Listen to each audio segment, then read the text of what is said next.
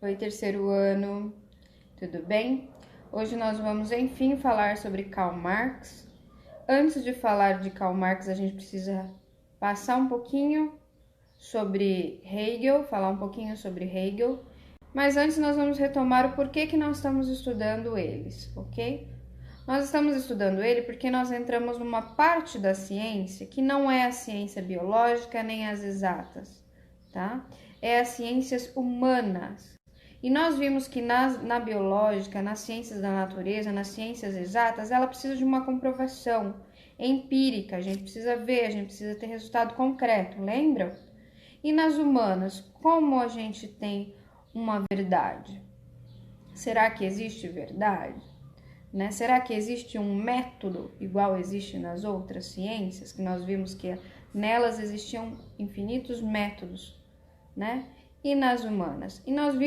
E nós vimos também da onde surgiu as ciências humanas, que ela veio, o estudo das relações humanas veio de uma necessidade de estudar, sobretudo, a exploração humana.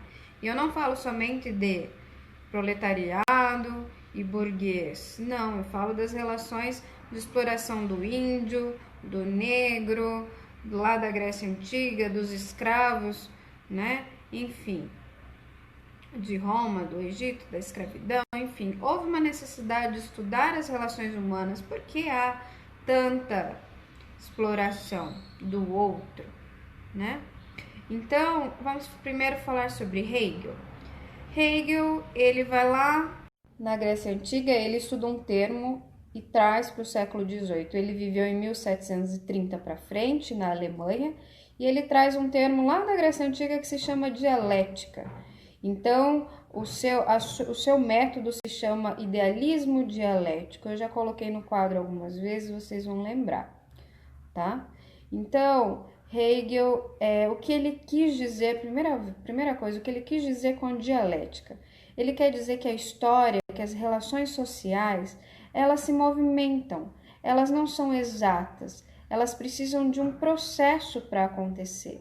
Nada acontece de um dia para o outro, né? Então, quando acontece um fato na história, algumas pessoas têm uma opinião, outras pessoas têm outras opiniões e outras opiniões. Mas qual é a verdade nisso tudo? O que fica da história? O que deve ser contado, né? Então, ele vai nos apresentar um método dialético que consiste em tese, antitese e síntese. Lembraram? Tese é uma opinião, antitese é uma opinião ou contrária ou um pouquinho diferente da primeira, e síntese é a junção ou o resultado dessas duas primeiras opiniões. Por exemplo, vamos aos exemplos. Vamos pegar como exemplo Hitler.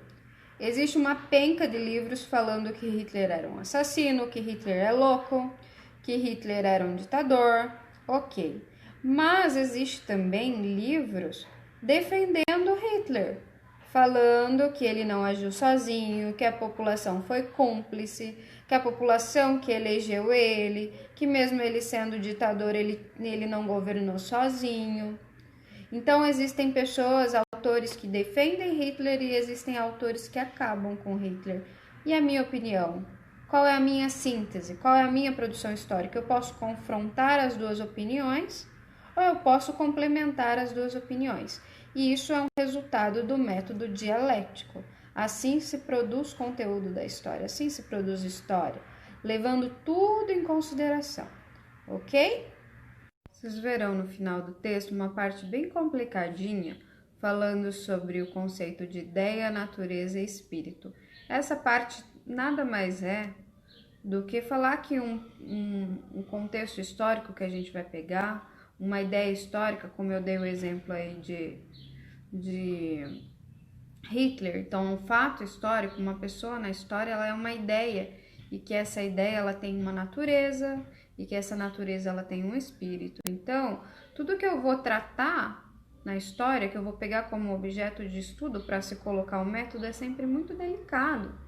Estou lidando com pessoas. Então, gente, basicamente a explicação sobre Hegel é essa. Depois a gente vê Marx, tá bom? Espero que tenham entendido. Qualquer coisa me escrevam no Classroom ou no Zap, estou à disposição. Até!